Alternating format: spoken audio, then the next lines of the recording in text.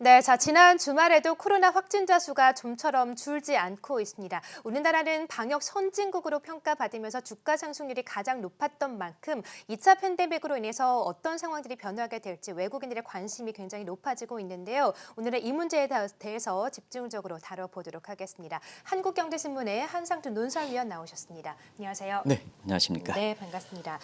먼저 지난 주말 전에 마감한 뉴욕 시장 움직임부터 좀 자세하게 짚고 넘어가 볼까요? 네, 네. 증시 얘기를 앞서서 네. 이 코로나 확진자 수가 증가하고 있는데요. 사실 시청자분이라든가 투자자분이 너무 심리적으로 위축하실 필요는 없고요. 또 한 가지는 이런 문제 있을 때에는 우리나라의 그 역량을 보여주는 게 중요하지 않냐 생각합니다. 무엇보다도 개인적으로 이렇게 남을 배려해서 자기 스스로 코로나에 대한 준칙을 지키는 게 굉장히 그럼요. 중요하고요. 네. 그다음에 이 국가의 비상사태 같은 경우에는 컨트롤 타워 문제가 굉장히 중요한데요. 이 코로나 문제에 대해서는 좀 외국에서 보면 한국의 입장을 좀 한 사람을 좀 통일시켜 달라는 그래서 대통령 문재인 대통령이라든가 아니면 정의용 질병관리본부장. 근데 이게 국회의원이라든가 정치화시켜서 종교단체라든가 이래서 중구난방으로 오는 것이 국민들을 더 이렇게 어렵게 하는 게 아닌가 생각합니다. 어떤 국회의원들 같은 경우에는 뭐든지 전문가가 돼서 질병 문제까지 이렇게 돼서 마치 이것을 정치화시키는 이런 분위기가 있는데요. 이런 거는 지금의 사태를 극복하는 데에도 또 경제라든가 정치적인 측면에서도 상당히 도움되지 않는다. 그래서 컨트롤 타운 문제는 문재인 대통령을 중심으로 해서 그것이 뭐 정치적 여부와 관계없이 내지는 국제사회에 굉장히 신뢰가 높은 정은경 그 질병관리본부장 이런 걸 통해서 입장이 좀 정리되는 게 국민 입장에서는 굉장히 그리고 이걸 받아들이는 언론 입장에서도 상당히 통일된 의견을 좀 제시해 주는 것이 사실 거기에 질병과 관련된 이런 사람들이 전문가가 아닌 사람들이 시사평론가가 얘기하는 시각이 있는데요. 이런 거는 지금의 사태를 극복하는데 이렇게 도움되지 않는다 하는 것을 먼저 좀 이것부터 당부해 드리는 게 증시 얘기를 또 경제 얘기를 앞서서 이렇게 말씀드리는 게 좋은 게 아닌가 생각합니다. 일단은 미국 증시에서 보면 코로나 문제에 대해서는 그렇게 크게 이렇게 염두에 두지 않는다 네. 이렇게 보시됐습니다. 그렇죠. 뭐 아시겠습니다는 경제 문제가 굉장히 중요하죠.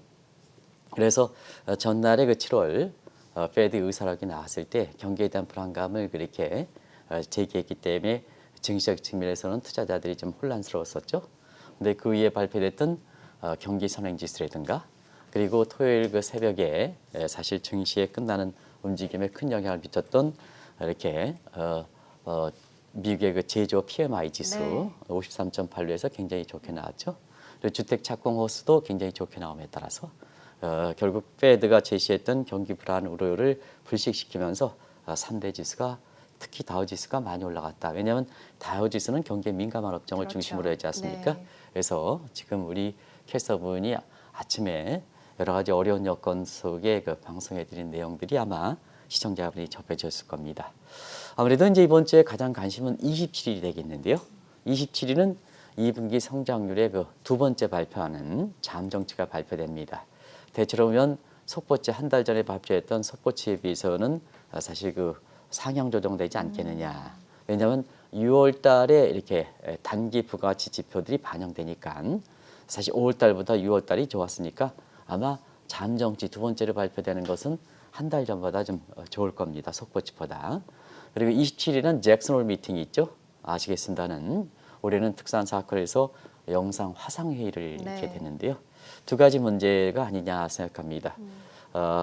사실 우리가 7월 의사락에서도 얘기했습니다는 향후 통화정책 관련해서 디스인플레이션에 대한 상황에 이렇게 전문가들의 시각, 그 다음에 사실 그 컨트롤 타워 문제, 수익률 곡선의 제어 방식의 신중을 기하겠다는 입장에 대해서 어떤 쪽으로 정이 되느냐 하는데요. 사실 지금 한치 앞도 내다볼지 어렵지 않습니까? 네. 이번에 그 잭슨홀 미팅이 향후 10년 이후에 10년까지 통화정책 방향이다 하는데요. 당장 여름 휴가철 이후에 통화정책 방향이 어떻게 되느냐 하는 것이 주식 투자자를 비롯해서 경제 주체에 가장 관심이 있지 않습니까? 그런 측면에서 잭슨홀 미팅은 사실 페드의 여름 휴가철 이후에 포워드 가이던스 문제의 입장 정리 때문에 굉장히 중요한 문제다 하는 걸 말씀드리고요. 그리고 아무래도 이 코로나 문제에 대해서 한국의 언론이라든가 이렇게 해서 지나치게 이런 쪽을 물론 이제 우리 심각성을 합니다는 증시적인 측면에서는 우리가 코로나에 대해서 가장 민감한 증시를 보이고 있다. 그렇군요. 미국이라든가 이런 데는 상대적으로 좀 사실 코로나 문제에 대해서 그렇게 좀 벗어난 인식이다 이렇게 보겠습니다. 네. 그래서 우리가 지난주 중반 이후에 8월 15일 이후에 코로나 문제가 재확산되는 과정에서 우리 증시적 상황이 굉장히 좀 이 문제가 아주 모든 전문가들이 초미의 이 문제를 끌어가니까 이 문제 심각성을 낮추는 건 아닙니다는 이것이 한국의 모습을 들어서 세계 증시의 모습이다 이렇게 생각하시면 안 된다는 걸 말씀드리겠습니다. 그래서 우리가 유난히도 코로나 장세의 모습을 보이고 있다는 것도 하나의 투자자 하시는데 도움되지 않겠나 하는 생각이 듭니다. 네, 그렇습니다. 지난 주말 전에 마감한 미국 시장 흐름 또 우리 시장의 흐름까지 짚어주셨는데 지금 또 속보가 나왔습니다. 미국 FDA에서 코로나19 관련된 혈장 치료제를 또 긴급 승인했다는 소식이 전해지고 있는데 이제 미국 대선이 11월 3일이니까 얼마 남지 않았잖아요. 그렇습니다. 지금 지지율이 좀 떨어지고 있는 상황에서 코로나 관련된 또 치료제, 백신 개발을 대선의 승부의 키로 쥐고 있는 트럼프 대통령 이 코로나19 관련돼서 혈장 치료제를 또 긴급 승인했다는 소식도 함께 전해지고 있습니다. 자, 이와 함께 또 우리나라 상황도 좀 여러 가지로 우려스러운데 우리나라가 또 방역 선진국으로 높이 평가받았던 만큼 최근에 환자가 좀 급격하게 늘다 보니까 외국인들의 관심이 좀 클 것 같습니다. 네, 아무래도 네. 이제 우리 증시적인 측면에서 보면 이번 주에 코로나 문제가 가장 크지 않습니까? 증시적인 측면에서는 아무래도 이 코로나 문제 우리가 3월 이후에 잘 대처했고 방역 선진국이라는 평가, 우리 위상 증대 이렇게 함께 주가가 많이 올랐죠. 이렇게 방역 선진국의 평가와 함께 우리 증시가 가장 많이 올랐다 이렇게 보겠습니다. 시청자 여러분 아시겠습니다는 이번에 그 8월 15일 이전까지 코로나 직후서부터 한국의 그 코스피라든가 코스닥의 상승률은 세계 최고였었죠. 그렇죠. 세계가 코로나 직후에 평균 한 50% 정도 이렇게 오를 때 한국의 코스피는 3월 19일에 제가 정확하게 기억한다면 1457이었는데 이건 뭐 전환점이기 때문에 기억하는데요. 지금은 그 위로부터 1000포인트 이상 네. 이게 상승해서 맞습니다. 아마 상승률로 보면 61% 해야죠. 이조차 세계에서 최고의 그 상승률을 기록하고 있고요. 네. 코스닥은 더 많이 올라갔죠. 코스닥은 3월 19일에 428에서 8월 10일 날 861에서 100% 이상 올라갔죠. 그래서 세계 평균에 비해서 이렇게 2배 이상 코스닥 같은 경우는 상승했다 이렇게 됐습니다. 아무래도 가장 큰 요인은 뭐 시청자 여러분 아시겠지만 방역에 대한 잘 대처하는 문제 이것이 국격의 위상 증대시키고 한국 경제에 대한 해외 시각이 개선되면서 아무래도 이렇게 주가가 올라간 측면과 함께 또 어려울 때의 그 동학 개미들 사실 외국인들이 한국 증시에 대해서 코로나 문제에선 개선됐습니다는 한국 증시에 대해서 계속해서 의심을 품으면서 매도 속에 동학 개미들의 역할이 커서 우리 주가가 많이 올라왔다 이렇게 보여졌습니다. 문제는 그 8월 15일 광복절 이렇게 행사 이후에 사실 우리나라에서 2차 팬데믹 조짐이 지금 일고 있죠. 그래서 시청자 여러분도 상당히 저도 뭐 방송하는 이 시점에서도 시청자 여러분한테 이렇게 어떤 입장을 쳐야 될지 어떤 태도를 보여야 될지 어떤 얼굴의 모습을 보여야 될지 굉장히 민감하시기 때문에 네. 하나하나 굉장히 조심스럽게 이렇게 방송을 하고 있는데요. 아무래도 이번 주 증시라든가 우리 경기라든가 해외 시각적인 측면에서는 3단계로 이렇게 격상시키느냐 하는 문제이거든요. 만약에 3단계로 격상시킨다면 한국에 대해서 방역 선진국에 대한 재평가 문제가 아마 틀림없이 해외에서 나올 거로 이렇게 보이고 있거든요. 그래서 외국인들 입장에서 보면 이 3단계 격상 이건 이제 경제적인 조치에서는 브렉다운 문제, 네. 봉쇄 문제이기 때문에 그렇죠. 한국 경제라든가 그다음에 한국 증시에 대해서 시각이 이렇게 바뀔 수 있는 가장 큰 단서가 되거든요. 참고적으로 말씀드리면 그에 대해서 사실 먼저 그 흐름을 읽을 수 있는 대목이 지난주 금요일이 있지 않느냐 생각합니다. 지난주 금요일에는 개인들도 팔고 특히 기관 투자가들이 우리나라 문제입니다. 우리나라 기관 투자가들이 그것이 증권사든 아니면 국민연금이든 간에 일부 뭐 롱숏이라든가 뭔가 이렇게 해서 이런 그 기관 투자가들이 더 단기화됨에 따라서 사실 이럴 때에 기관 투자가들이 지금 한국 증시에서 튼튼한 버팀목 역할을 해야 되는데요. 오히려 동학개미들보다 더 이렇게 주식 투자를 잘 못하는 것 같습니다. 못하는 것은 솔직히 그렇게 얘기하겠습니다. 네. 오히려 자기 자신의 이익을 위해서 고객들의 돈을 갖고 굉장히 이렇게 단타에 치중하는 이런 모습을 보이면서 네. 기관 투자의 역할이 아주 안 좋은 케이스인데요. 그러는 과정에서 코로나 장세에 어떻게 보면은 요번에 이렇게 전초 흐름이라 할 수 있는 지난주 금요일 같은 경우는 외국인들이 사실 한 2천억 정도 주식을 샀지 않습니까? 그래서 코스피가 한 30포인트 이상 올라갔던 그 배경이 되고 있는데요. 아직까지 외국인들은 1차 그 1차 팬데믹 직후에 한국의 방역 당국에서 보여준 또 국민들의 자발적 협조 이런 거에서 보여줬던 방역 선진국 평가에 대해서 이번 2차 팬데믹의 조짐에도 불구하고 그런 부분에 대해서는 영향을 발휘하지 않겠냐는 기대감 이런 것이 지난주 금요일에 개인들도 팔고 기관 투자는 더 파는 과정에서 사실 외국인들이 2천억 정도에서 한국 증시에 버팀목 역할을 했던 거 아닌가 생각합니다. 그래서 외국인들이 한국의 방역 선진국에 대한 평가 부분에 긍정적 마인드가 갖고 있는 부분을 사실 이번 주 이후서부터 우리 방역 단진국, 우리 국민들 그다음에 여러 가지 이렇게 계도 기능을 하고 있는 언론기관 이런 걸 통해서 모처럼 방역 선진국에서 우리 국격의 이상을 이렇게 잘 지켜나갔던 부분 이런 걸 지키느냐 이 여부에 따라서 외국인의 모습 그리고 국내 증시 모습이 좌우되지 않겠냐 하는 생각이 듭니다. 네, 그렇습니다. 비슷한 맥락이긴 합니다만 이 여름 휴가철 이후에 또 한국 경제가 어떻게 될 것인가도 또 관심사이지 않겠습니까? 네, 네. 사실은 많은 사람들이 우리 그 코스피가 이렇게 상승하고 코스닥 상승하는 과정에서 네. 외국인들이 이렇게 계속해서 추세적으로 매도했을까 하는 측면에서는 한계 펀더멘탈 측면이 소위 그 경기적인 측면이 받쳐주지 못하기 때문에 그렇거든요. 그런 측면에서 아까 여기서 그 뱅가드의 상무께서도 전해주셨습니다는 사실 펀더멘탈 측면 이런 측면이 계속해서 한국에 대해서 이렇게 의심을 품었던 사이거든요.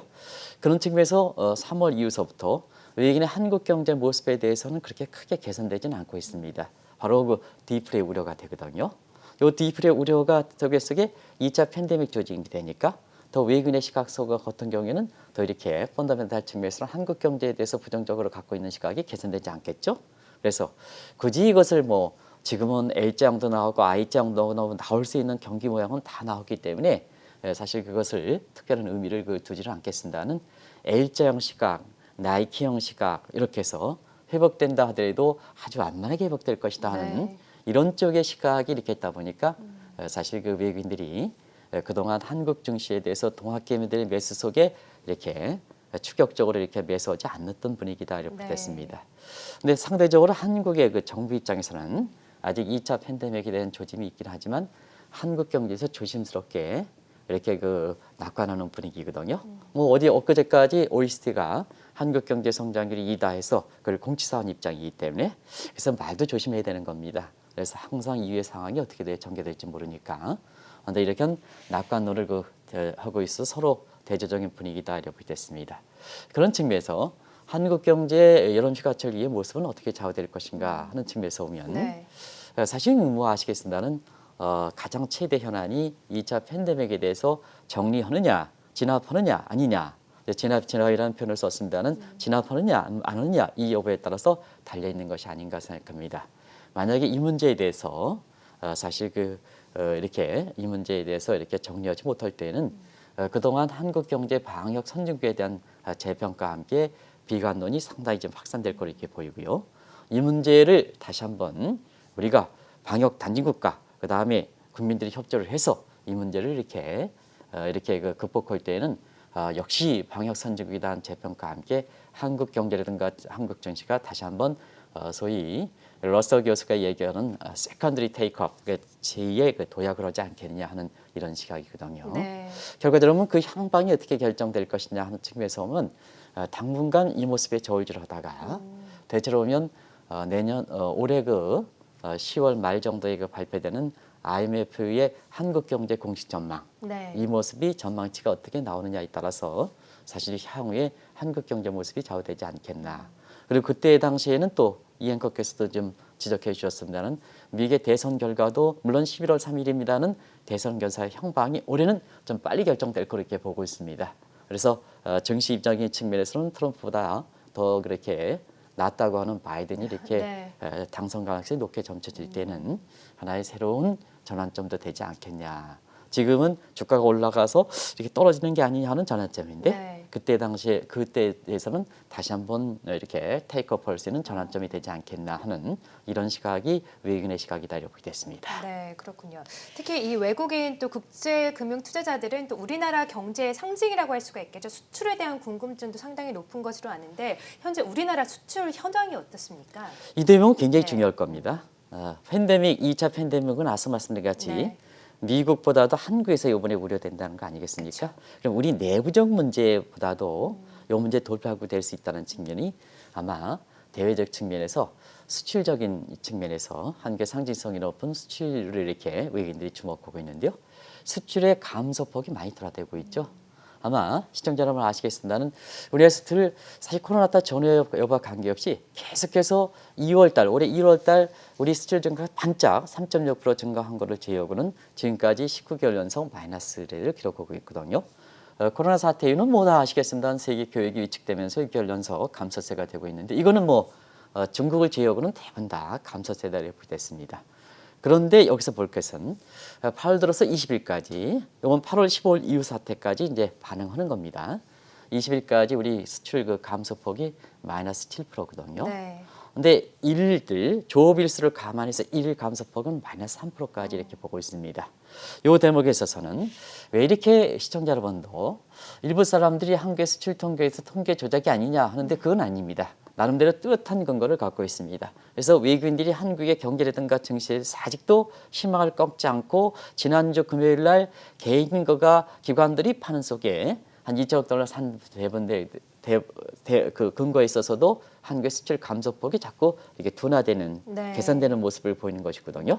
그런 과정에서 한번 보겠습니다. 한국의 수출 비중이 중국에 대해서 한 25에서 27%를 차지하고 있지 않습니까? 그럼 중국에 대해서 중국 경제 성장률은 올해 1, 4분기에 마이너스 여기 나오겠습니다. 6.8%까지 떨어지다가 2분기에 3.2%로 반등하는 상황이거든요. 지금 7월 달, 8월 달이 마무리되는 상태에서 중국의 이 지금의 경제 성장률의 부가가치적인 측면에서 이렇게 보면 아마 한 4%대까지도 3분기 이상 되는 것 같습니다.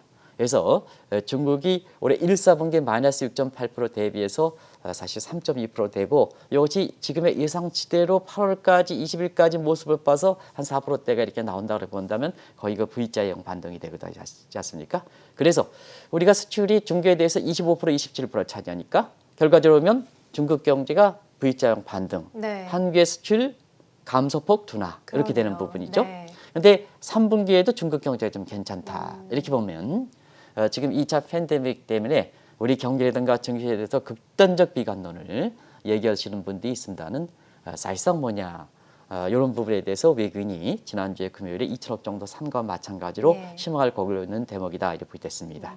아무래도 수출이 이렇게 지금은 감소폭이 둔화된다 하더라도 한국에서 보면 지금 수출이 차지하는 비중이 과거보다 많이 줄어들었지 않습니까? 내수 비중이 큰 상태에서 보면 자 수출의 감소폭 둔화와 함께 내수적인 측면에서도 어떻게 이게 내수를 육성하느냐. 지금 내수가 이렇게 2차 팬데믹 때문에 결과는 내수가 좀 위축되지 않겠냐 이런 우려가 하면서 지금 이것을 끌어줄 수 있는 부분이 정책 당국이거든요. 네, 그렇죠. 지금 정부 책 당국에서도 2차 국난 극복 지원금 문제에 대해서 이렇게 얘기하고 추경 편성에 대해서 얘기합니다는 이런 정책 부분에서 내수를 바칠 수 있는 이런 쪽의 정책이 어떻게 나오느냐 하는 네. 점이 이번에 외국인들이 이번 주에 홍남기 이렇게 경제부총리 요즘 들어서 굉장히 애를 좀 많이 쓰고 있는데요. 네. 다시 한번 이렇게 홍남기 부총리라든가 이런 분의 입을 좀 주목한다 하는 것을 말씀드리고요. 그다음에 지금은 어려운 상황이기 때문에 경제 문제에 대해서는 홍남기 부총리를 중심으로 해서 컨트롤 문제 입장이 정리되기를 좀 바랍니다. 이것이 국회에 이렇게 사실 경제 정책에 대해서 그동안 경험이 없는 아마추어 국회의원들이 많거든요. 이것이 자기 견해에 따라서 이렇게 얘기하고 이렇게 할 필요 없고 경우에 따라서는 경제 이렇게 기획 재정부에서도 차관이라든 거 관계없이 또 관련된 정책 단계 관계없이 모든 금융 지원이든 재정 정책이든 원래 경제부총리는 총괄하는 거 아니겠습니까? 그래서 입이 정리돼서 나오는 것이 지금의 이렇게 지금의 장세를 극복하는데 굉장히 도움된다는 걸 꼭 좀 말씀드리겠습니다. 네, 그렇군요. 지금 방금도 짚어주신 것처럼 내수 육성이 중요하다라고 언급을 해주셨는데 우리나라도 이 한국판 뉴딜을 통해서 내수를 좀 진작시키기 위해 노력하고 있지 않습니까? 그 맥락이죠. 네, 지금까지 이렇게 보면 우리 내수를 육성시키겠다 하는 입장이 네. 이렇게 한국판 뉴딜 정책이다 이렇게 됐습니다. 그렇죠. 그 뉴딜 정책인데 또다시 뭐 4차 추경 편성 이렇게 해서 갑작스럽게 코로나 장세 때문에 국회의원들 중심으로 해서 이렇게 4차 이렇게 뭐 추경 편성 이러는데요. 사실 뉴딜 정책이 추진한 지 언제가 됐습니까? 얼마 안 됐지 않습니까? 네. 정책이라는 것은 항상 행정시차와 외부시차, 집행시차와 내부시차의 그 행정시차와 이렇게 그 집행시차, 그다음에 행정시차는 내부시차이기 때문에 내부시차와 외부시차 이렇게 있기 때문에 사실 뉴딜 정책의 일맥 차원에서 이를 검토해 주실 필요가 있다 하는 것을 말씀드리겠습니다. 뭐든지 과거 이렇게 정책의 맥락에 생각 없이 단순히 코로나 문제에 대해서 재확산되니까 일부 정치에서 정치에서 자기 자신의 입장을 드러내려 하는 국회의원들이 또다시 4차 이렇게 하면 사실 이것은 정책적인 측면에서 경제 정책을 이끌어가는 이러한 부총리라든가 이런 입장에서는 상당히 또 한국 경제라든가 증시 입장에서는 도움되지 않는다 이렇게 됐습니다. 네. 그래서 뭐든지 그때 흐름을 타서 자기 입장을 이렇게 하는 이런 과정에서 사실 정책의 기본적인 일관성이라든가 이런 맥을 흐트러뜨리고 오히려 그것이 여당의 국회의원들이 그런 얘기를 좀 꽤 많이 하는데요. 오히려 문재인 정부가 지금 행정부에서 일관성 있게 추진하는 부분에 대해서 굉장히 도움되지 않는다 하는 걸 꼭 좀 말씀드리겠습니다. 네. 이건 정치적 비판 여부와 관계없이 경제정책이라는 건 꼭 좀 그런 말씀입니다. 그래서 지금은 뉴딜 정책의 맥락의 일환이다. 이렇게. 뉴딜 정책이 뭐가 추진됐습니까?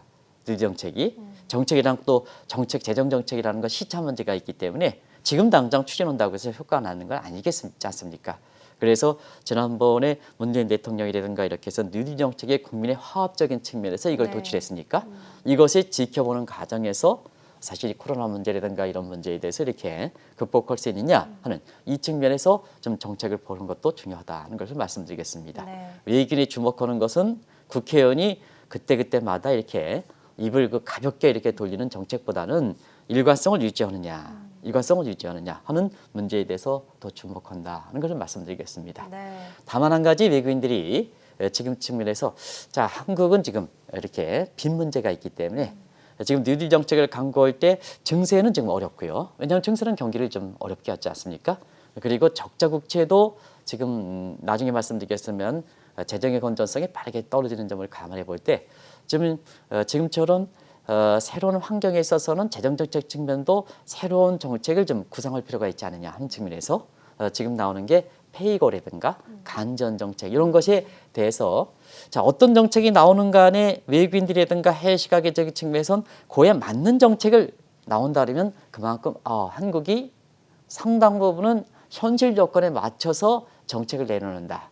매너리즘에 빠져서 종전에 경기가 어려울 때 1차 팬데믹이 될 때 나왔던 정책이 결국 2차 팬데믹 때에는 상황이 많이 바뀌었지 않습니까? 그죠? 주가가 많이 올라왔으니까. 네. 많이 올랐으니까 그 상황에 맞게끔 정책을 좀 가야 되죠. 네. 그래서 지금 측면에서는 외국인과 해외 시간에 맞는 정책을 좀 구상해 주십사 하는 그런 측면에서 페이고 정책이라든가 간전 정책 이걸 한번 일전에 말씀드렸습니다. 그래서 우리가 얘기하는 제3의 방안, 제3의 길이라는 제3의 방안 이런 쪽을 좀 이렇게 그 재정적인 측면에서 새로운 정책을 좀 가미해서 혹시나 이번 뉴딜 정책에 좀 새롭게 변화를 준다면 이런 페이고라든가 간정 정책 이런 쪽에 새로운 정책을 좀 가미해야지 일부 국회의원 것처럼 추경 편성한다 이렇게 얘기하면 사실 그거는 과거의 정책이다 이렇게 됐습니다. 네. 그래서 정책에 대한 민감도가 떨어진다는 걸 꼭 좀 말씀드리겠습니다. 그래서 국회의원분들도 남 앞에서 나가서 얘기하려면 국제 분위기라든가 이런 것을 좀 공부하셔가지고 누구보다 더 많이 공부하셔가지고 얘기를 해야 본인의 입지가 높아진다는 걸 꼭 좀 말씀드리겠습니다. 네. 자, 또 부채 문제에 대한 외국인의 궁금증도 상당히 높은데 우리나라 부채가 좀 빠르게 증가하는 것도 우려감이 높아지고 있지 않습니까? 네, 우리 이제 부채 문제에 대해서 지난주에 말씀드렸기 때문에 예. 간단히 줄이겠습니다. 네. 부채 많다. 특히 한국의 가계부채가 많이 증가한다.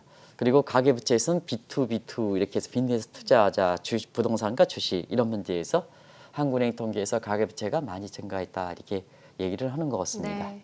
근데 지금 상태에서 정책적인 측면에서는 코로나에 대해서 이렇게 될 때 경기라든가 증시적인 측면에서는 항상 뭐냐 조화점을 가져야 필요가 있거든요. 그 어느 때보다 정책 부서 간에 이렇게 사실 그 의견이 항상 공감대가 이렇게 서로 협조하면서 이렇게 될 필요가 있다 이렇게 볼 수 있습니다. 지금은 정책 모습이거든요. 그런 측면에서 보면 빚내서 투자하자 이런 부분에 대해서 가계부채가 증가하는 측면도 있지만 네. 지금 상태에서 혹시나 빚내서 투자가 많이 증가했다 해서 지난 목요일 날 주가가 많이 떨어졌던 거거든요. 이게 정부 입장에서는 또 규제가 되는 게 아니냐 하는 입장이거든요. 예. 근데 그 이후에 홍남기 부총리께서 자 9월 15일인가요? 공매도 금지 그쵸. 문제에 대해서 네. 이것을 좀 연장시키는 게 좋겠다 하는 입장. 그 이전에 올해 연말로 이렇게 돼 있던 상업 대주주 양도차 문제에 대해서 이것도 주식 양도 차익 문제 흡수해서 좀 얘기하겠다 하는 이 문제는 상당히 좀 잘된 조치가 되지 않겠냐 생각합니다. 그래서 지금은 정책 문제에서 지금의 시건에 맞게끔 결국 정책을 뭐냐 그것이 규제 정책이든 부양 정책이든 정책의 궁극적인 목적은 뭐냐 하는 것은 증시라든가 경기 안정에 두는 거 아니겠습니까? 그렇죠. 네. 잘 될 때는 규제하는 거고 네. 안 될 때는 이렇게 어려울 때는 부양하고 어려울 때는 뭐냐 다소 빚내서 투자하자 이렇게 해서 부동산과 주식이 좀 이렇게 해서 빚내서 투자가 위험한다 하더라도 지금 상태에서 그 빚내서 투자하자는 문제를 규제했을 때는 코로나 2차 문제에 대한 것에서 우리 주가라든가 경기가 떨어질 때는 가장 본말이 전달된다.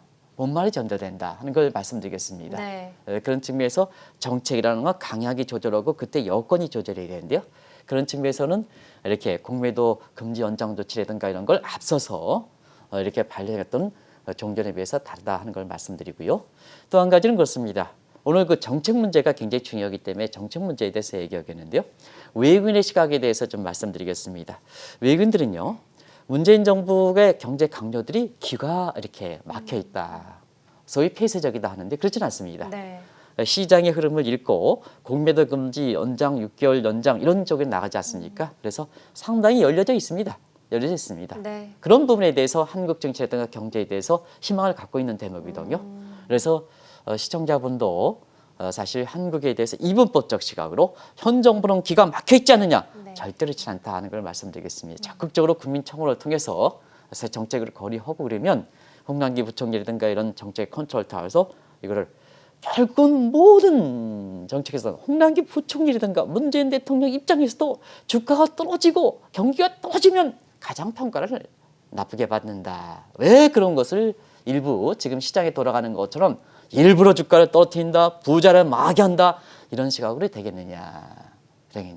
코로나 관련해서 가짜 뉴스들이 상당히 많고 있는데요.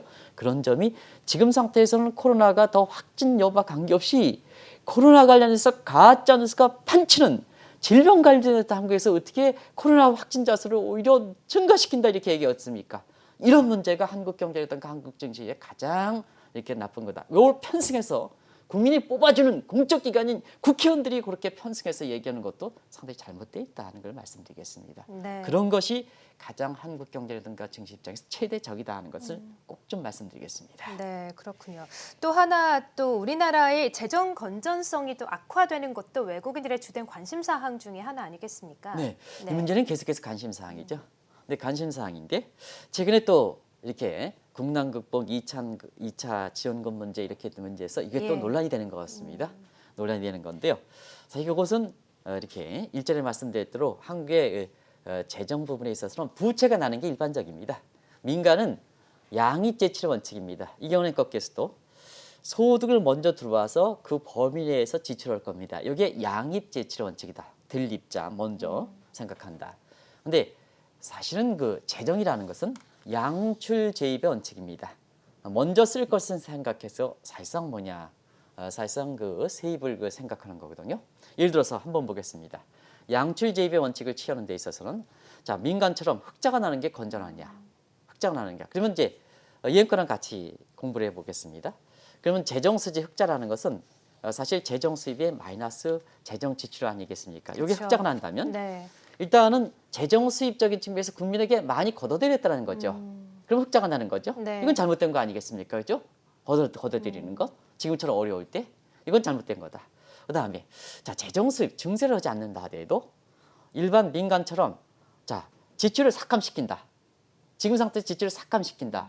이렇게 하면 사실상 뭐냐 흑자가 나더라도 이건 국민 입장에서 경제 입장에서 바람직스럽지 않지 않습니까? 그리고 재정의 증세라는 것은 반드시 국민에게 돌려줘야 되는 조세 국민의 환원의 법칙이 있거든요. 네. 그러면 그만큼 덜 쓴다는 얘기죠. 세금 걷어놓고 덜 쓴다. 그래서 흑자 상태. 그래서 정부가 흑자가 났다고 해서 좋아하느냐, 민간처럼 좋아하느냐, 건전하다고 얘기는 그건 잘못되어 있다는 걸 네. 말씀드리겠습니다. 그래서 재정이라는 것은 지금 상태에서 적자가 나는 게 일반적이다. 근데 이게 관리 가능한 선이 있어야 된다. 그래서 우리가 얘기했던 시로 이렇게 IMF라든가 이런 국제 협의 기준이래. 아까 강의 협의의 개념, 그 다음에 강의 개념, 최강의 개념을 말씀드렸지 않습니까? 그래서 국제 기준에는 협의의 개념을 볼 때는 한국의 재정의 지금 그 GDP 규모가 한 마이너스 한 41에 42% 정도이기 때문에 위험수준은 마이너스 7보다 건전하다는 평가를 이렇게 되고 있습니다. 그래서 지금은 절대 수준, 부채의 절대 수준을 보면 다른 국가가 건전하다. 다만 지금 현 정부 들어서 너무 빠르게 이 부분이 악화되는 것이 문제다 하는 걸 꼭 좀 말씀드리겠습니다. 그런데 지금 상태에서 한국의 재정의 건전성이 빨리 악화되는 게 우리나라의 문제냐 하면 미국도 굉장히 국난 코로나 문제 때문에 재정의 건전성이 많이 악화되는 건 사실이거든요. 그런 관점에서 상대 비교, 어차피 국제평가는 상대 비교가 중요하거든요. 절대적인 측면에서 아직도 건전하다. 근데 너무 빨리 떨어진다에 대한 우려 부분은 다른 국가도 이 코로나 사태 때문에 재정의 지출 요인이 많다. 그래서 악화된다. 그런 과정에서 외국인들이 한국의 재정 건전성의 부분에서는 우리 일부 야당 의원들이 제지하는 것처럼 국난 극복 지원금이 되면 재정 건전성 떨어진다 뭐다 이렇게 해서 사실 이렇게 아주 이렇게 비관적으로 보는 시각에 비해서는 상당히 다른 점이다 하는 걸 꼭 좀 말씀드리겠습니다. 네. 그렇다고 해서 정부 입장에서도 뭐 툭하면 2차 국난 지원금, 툭하면 뭐 지원하겠다 그렇죠. 이런 측면은 자제할 필요가 있다는 걸 꼭 좀 말씀드리겠습니다. 네. 자, 특히나 또 최근에는 또 부쩍이나 높아지고 있는 북한 문제, 또 한국의 지정학적 위험에 대한 궁금증도 또 많이 높아지고 있는 것 같아요. 네, 이 대목이 이제 새롭게 제시된 거죠. 그렇죠. 지난주 말에 뭐 아시겠습니다는 사실 김여정 뭐 이자 이 문제에 네. 대한데요. 이 문제에 대해서 향후의 남북 관계 문제에 대해서는 사실 그렇습니다. 우리 정부가 얼만큼 남북 관계에 치중하느냐 문제인데 치중하는 문제고 두 번째는 뭐냐 국제적으로 4자 틀 내지는 6자 틀 속에 이 치중하는 문제에서 얼만큼 공감대를 형성하느냐 문제거든요. 근데 사실 국제적인 분위기는 문재인 정부 마지막 기간에는 지금까지 출범처보다는 남북 관계에 있어서는 상당히 어려운 상황이 전개될 것이다. 그러면 정치적인 측면에서 어떨까? 한반도 지정학적 위험에 대해서 무디스라든가 피치 같은 세계 3대 평가에는 문재인 정부 출범처보다도 이렇게 어렵게 생각하는 건 사실입니다. 그러나 외국인들이 이렇게 한국에 투자할 때 벤치마크 지수에 해당되는 모건 스탠리 지수라든가 파이낸셜 타임스 지수 같은 경우는 다행히도 높게 우려가 되긴 하지만 예. 이게 벤치마크의 비중은 상당히 좀 약화되는 상황이 되거든요. 그렇군요. 그래서 한반도의 그 지정학적 위험 비중이 이렇게 높아지는 것은 사실 우리 측면에서 남북관계 정책이라든가 이런 측면에서 우리가 정책적으로 염두해야 되지만 사실 이것이 외국인의 움직임이라든가 이런 데서는 크게 영향을 미치지 못한다 하는 걸 꼭 좀 말씀드리겠습니다. 네, 그렇군요. 자, 오늘은 코로나 관련돼서 이야기를 들어보고 또 외국인의 관점에서 궁금한 사항들을 한번 짚어봤습니다. 코로나 관련돼서 2차 팬데믹이 오는 만큼 우리나라가 또 가장 높은 상승률을 기록을 했기 때문에 외국인들 궁금증이 상당히 높아지고 있는데요. 이에 대한 자세한 분석도 전망 함께 들어봤습니다. 지금까지 한국경제신문의 한상준 논설위원과 함께했습니다. 오늘 말씀 고맙습니다. 네, 고맙습니다.